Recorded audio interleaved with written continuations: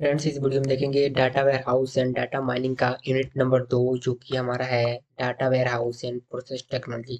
इसमें देख सकते हैं सारे कंटेंट अवेलेबल हैं। हम इसका पीडीएफ का लिंक डिस्क्रिप्शन में दे देंगे, आप वहां से पढ़ सकते हैं। बाकी हम यहाँ पे आधे घंटे में इसका हम लोग एनालिसिस करेंगे, पूरा डीप एनालिसिस कि कौन से क्वेश्चन इंपॉर्टेंट है और कौन से इंपॉर्टेंट नहीं है और किस पे कितना समय देना है। तो यहाँ पे हमारा पहला क्वेश्चन वही है, list the element of warehouse strategy. मतलब जो वेयर हाउस बनाया जाता है उसकी स्ट्रेटजी क्या होनी चाहिए। तो हमारे पास यहाँ पे तीन ऑप्शन है, 1 2 3। तो हम यहाँ पहला क्या करेंगे, पहले रोल आउट प्लान बनाएंगे क्योंकि सबके लिए अलग अलग हमारा डाटा वेयर हाउस बनता है। तो किस तरह का कौन सा प्रोजेक्ट बनेगा वो इस पर डिपेंड करता है। तो इसके लिए हम प्लानिंग करेंगे सबसे पहले। उसके बाद क्या करेंगे, उसका आर्किटेक्चर बनाएंगे। ठीक है, कि उसका आर्किटेक्चर कैसे होगा। उसके बाद से तो हमारा थर्ड होगा, वो उसको हम जो भी टूल यूज करेंगे, कौन सा टूल हमारा यूज होगा उसमें वेयर हाउसिंग के लिए, वो हम करेंगे। तो तीन चीजें होता है, पहले प्लानिंग करेंगे, फिर उसका आर्किटेक्चर डिजाइन करेंगे, उसके बाद हम यहाँ पे जो भी टूल होगा वो टूल का यूज करेंगे। फिर हमारा दिया है explain warehouse management and support process. अब एक्सप्लेन करना है कि जो वेयर हाउस को जो मैनेज करने का और सपोर्ट करने का काम होता है वो कैसे होता है, क्या प्रोसेस होता है उसका। तो यहाँ पे देख सकते हैं, यहाँ पहला दिया है कि क्या होता है, define issue tracking and resolution process. सबसे पहले तो आपको इशू ट्रैक करना पड़ेगा कि इशू क्या है, कैसा चीजें हैं। जैसे कि यहाँ दिया है इशू डिस्क्रिप्शन आप लिखेंगे, फिर अर्जेंसी होगा या फिर रेज्ड बाई और SU2 डेट, ये सब सारी चीज़ें क्या होती है डिस्क्रिप्शन में लिखी रहती है हमारे कि प्रॉब्लम क्या है आखिर। उसके बाद हम परफॉर्मेंस कैपेसिटी प्लानिंग करेंगे। अब उसके बाद देखेंगे प्लानिंग क्या क्या कर सकते हैं, कैसे हम उसको यूज कर पाएंगे। इसके लिए आपको स्पेस चेक करना पड़ेगा। अगर आपको यहाँ पे अगर जो चीज़ें हैं, जैसे कि आपको कैपेसिटी चेक करना है, कैपेसिटी के लिए क्या करना पड़ेगा, सबसे पहले आपको स्पेस चेक करना पड़ेगा, स्पेस कितना रिक्वायर्ड है। ठीक है, उसके बाद अब यहाँ पे क्या करेंगे, मशीन प्रोसेसिंग पावर चेक करेंगे। और जब ये चेक हो जाएगा फिर नेटवर्क बैंडविड्थ चेक करेंगे। और थर्ड नंबर पर आपका है define warehouse purging rules. जब आप यहाँ पे कैपेसिटी चेक कर लेंगे, ठीक है, जैसे पहले तो आपको इशू ट्रैक करेंगे, उसके बाद से प्लानिंग करेंगे, उसके बाद से आपको यहाँ पे पर्चिंग रूल का जो भी रूल हमारे हैं उस रूल को फॉलो करना पड़ेगा। ठीक है, उसके बाद हमारा है डिफाइन सिक्योरिटी मैनेजमेंट। अब आपको क्या करना पड़ेगा, जो सिक्योरिटी है उसको मैनेज करने का काम करना पड़ेगा। ठीक है, कि आपको कैसे मैनेज करेंगे, इतने डाटा बेस हैं तो उसको मतलब डिस्ट्रॉय भी हो सकता है, तो उसको मैनेज भी करना पड़ता है, कि उसके लिए आपको सिक्योरिटी मैनेजमेंट का यूज करेंगे। तो इसमें पहला हमारा determine and evaluate IT assets, फिर एनालाइज रिस्क, फिर हमारा दिया है डिफाइन सिक्योरिटी प्रैक्टिस, उसके बाद इम्प्लीमेंट प्रैक्टिसेस और मेंटर वायलेशन एंड यहाँ पे टेक रिस्पॉन्डिंग एक्शन, उसके बाद री इवैल्यूएट एसेट IT मतलब जो होता है हमारा रिस्क होता है, ये सारी चीजें इसमें हैं। उसके बाद हम देख सकते हैं define backup and recovery strategy. तो कैसे आप करेंगे, कैसे बैकअप लेंगे और कैसे उसको रिकवर करेंगे, स्टेट जो भी हमारी चीज़ें होती हैं। जैसे पहला है डाटा टू बी बैकअप। ठीक है, जो भी बैकअप को लेना है उसका डाटा बताएंगे कौन सा है। उसके बाद batch window of the warehouse. उसके बाद हमारा आता है एक्सेप्टेबल टाइम फॉर रिकवरी। इसमें क्या होता है कि जो भी हमारा डाटा हो उसको कैसे हम रिकवर करेंगे, कितने समय में रिकवर करेंगे। उसके बाद acceptable cost for backup and recovery, और कैसे उसका कास्टिंग आएगा, कितना कास्टिंग आएगा उसको हमको बैकअप करने के लिए डाटा को। उसके बाद से हमारे यहाँ पे है setup collection of warehouse usage strategy. Warehouse usage strategy are collected to provide the data warehouse designer input for further defining the data warehouse design and track the general usage and acceptance of warehouse। तो ये सारी चीज़ें इसमें है कि कैसे आप stasis कौन से यूज करेंगे, क्या क्या चीज़ यूज करेंगे, कैसे डिजाइनर इसमें डाटा को एक्सेस करेंगे, क्या क्या चीज़ें करेंगे, ये सब चीज़ इसमें आता है। फिर हमारा आता है यहाँ पे थर्ड नंबर क्वेश्चन, वो है कि डाटा वेयर हाउस जो होता है हमारा उस पर बनाना है, जो प्लानिंग करेंगे हम उस पर शॉर्ट नोट लिखना है। तो ये कैसे ये डिस्क्राइब करता है कि डाटा वेयर हाउस कैसे रोल आउट होगा, यहाँ पे क्या क्या करना है उसमें होगा। इसके पे क्या करना पड़ेगा, assemble and Orient the team. सबसे पहले क्या करना पड़ेगा, एक क्लाइंट का एक टीम बनाना पड़ेगा हमको। इसमें क्या करना पड़ेगा, आपको सबसे पहले इम्प्लाई को आइडेंटिफाई करना पड़ेगा। और ठीक है, जो प्रोजेक्ट हमारा होता है इसमें क्या क्या चीज जरूरत पड़ेगी। उसके बाद आपको क्या करना पड़ेगा, कॉपी ऑफ डिटेल स्ट्रेटेजी। जो भी डाटा वेयर हाउस होता है उसको क्या करना पड़ेगा, हम कॉपी करेंगे आप लेकर। उसके बाद setup team and specific role.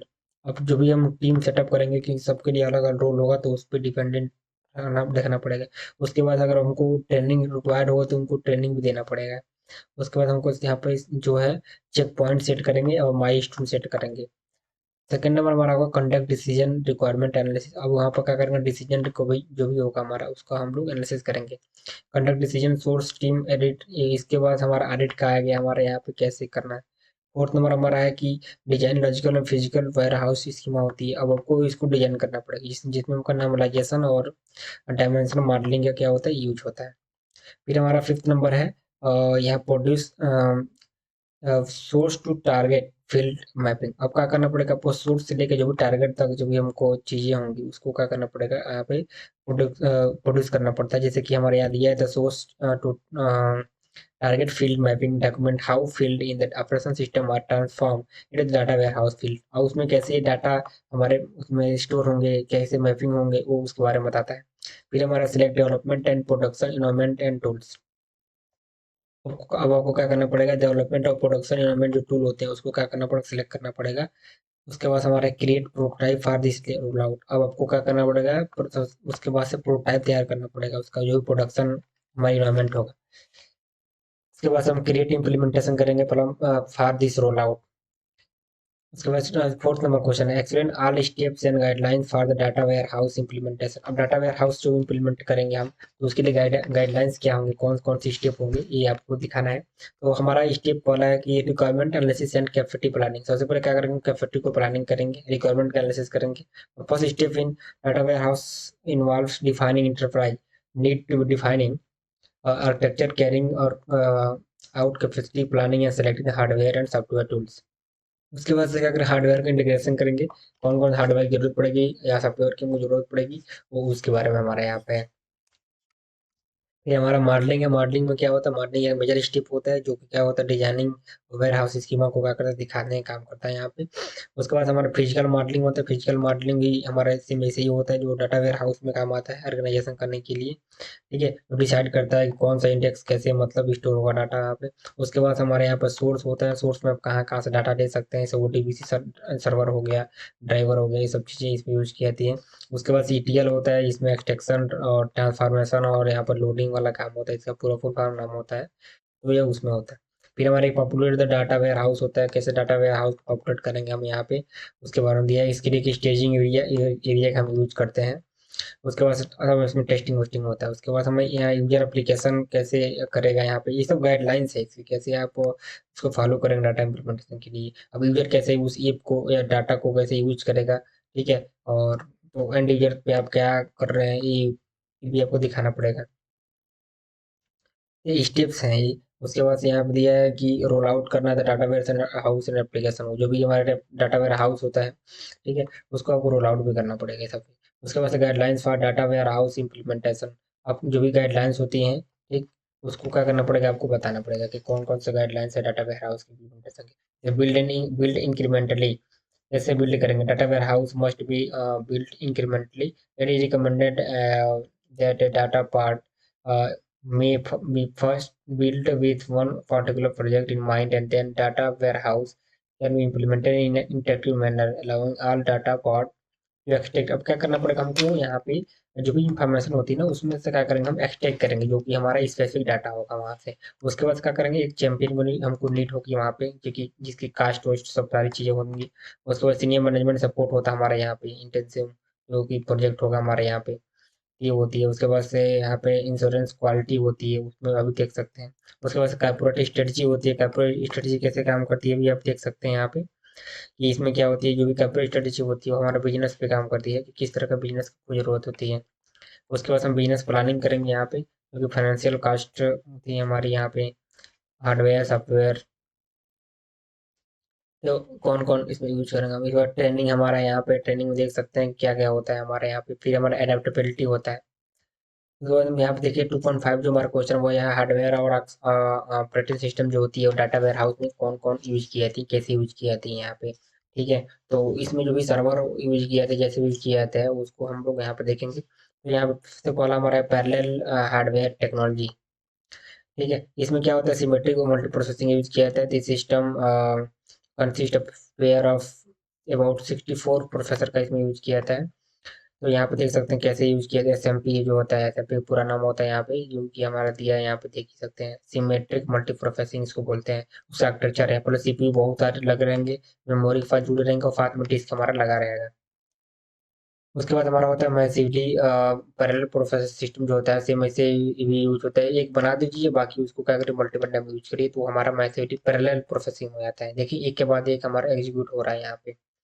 फिर क्लस्टर सिस्टम होता है, जिसमें सिस्टम में क्या होता है, this systems are configured with multi ported array so that nodes which have direct disk access enjoy same disk input output rates stand on SMP system. तो इसके लिए यूज होता है हमारा हाई स्पीड क्लस्टर इंटरकनेक्शन करने के लिए। यहाँ पे ये है। उसके बाद हमारा है mention criteria for hardware selection, कैसे हम हार्डवेयर को हम सिलेक्शन करेंगे, उसके लिए क्या क्या चीज़ें जरूरत पड़ेगी हमको। सबसे पहले आपको स्केलेबिलिटी चेक करना पड़ेगा कि मतलब कितना हम बढ़ा घटा सकते हैं डाटाबेस को जो भी हमारा होता है। उसके बाद फाइनेंशियल स्टेबिलिटी चेक करेंगे, कितना पैसा लग रहा है, कितना कम लग रहा है।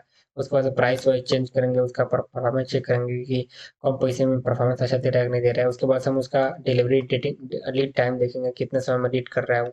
उसके बाद से उसका डिफरेंट साइड देखेंगे और अवेलेबिलिटी या सपोर्ट देखेंगे कि क्या सपोर्ट करता है कि नहीं सपोर्ट करता है वो।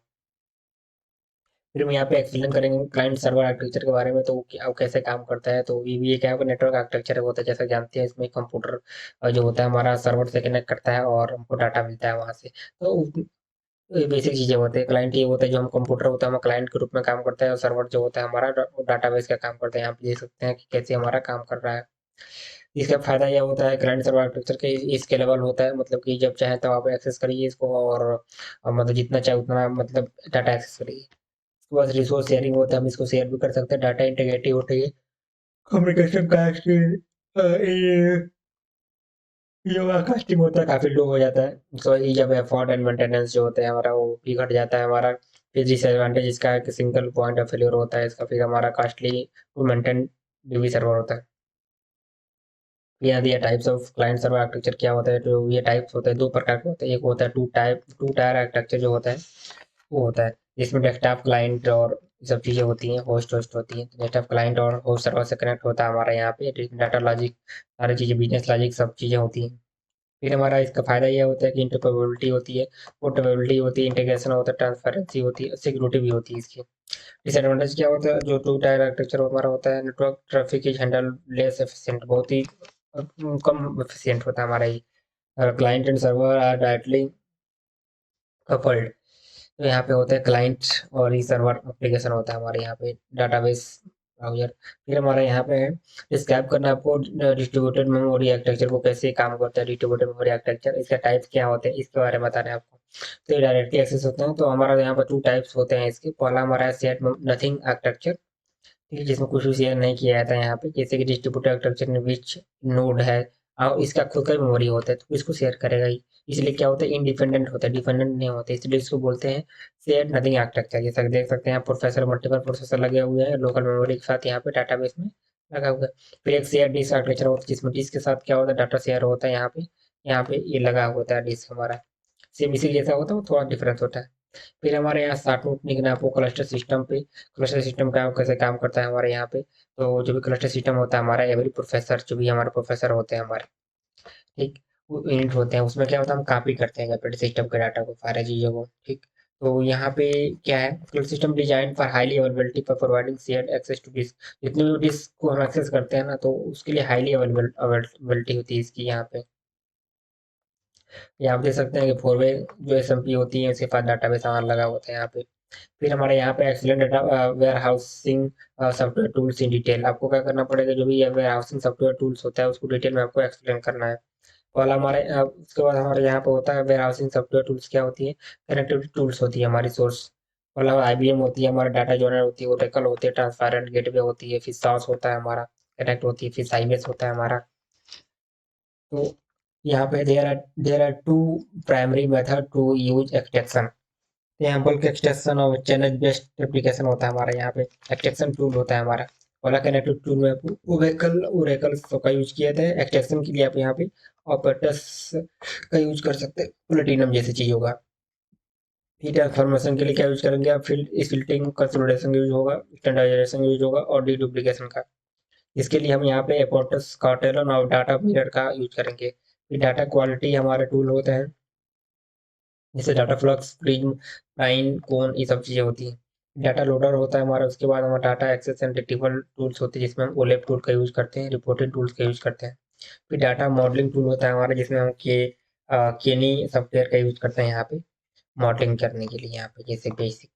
उसके बाद वेयर हाउस मैनेजमेंट टूल होता है। फिर 12 नंबर क्वेश्चन हमारा discuss various warehouse schema design technique. मतलब अलग अलग टेक्निक होते हैं तो आपको बताना है।